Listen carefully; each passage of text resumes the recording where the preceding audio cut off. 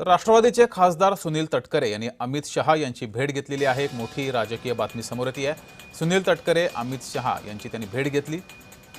या भेटीमध्ये नेमकी कोणत्या विषयावर चर्चा झाली आहे हे अद्यापही गुलदस्त्यामध्ये आहे। मात्र राष्ट्रवादीचे खासदार सुनील तटकरे यांनी अमित शहा यांची भेट घेतलेली आहे। राज्यातील गेल्या काही दिवसातील राजकीय घडामोडी, राष्ट्रवादी आणि पवार गटासंदर्भातील काही घडामोडी या संदर्भात या बैठकीत चर्चा झाली का या संदर्भात सुद्धा माहिती मात्र गुलदस्त्यामध्ये आहे। भेटीचं कारण अद्याप अस्पष्ट आहे।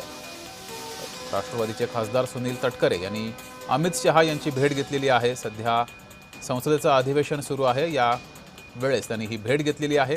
नेमकी भेट कुठल्या कारणासाठी घेतलेली आहे याबाबत मात्र माहिती समजू शकली नाहीये। मात्र राष्ट्रवादीमधील अंतर्गत वाद याबाबत या बैठकीत चर्चा झाली असावी असाही अंदाज व्यक्त होतोय।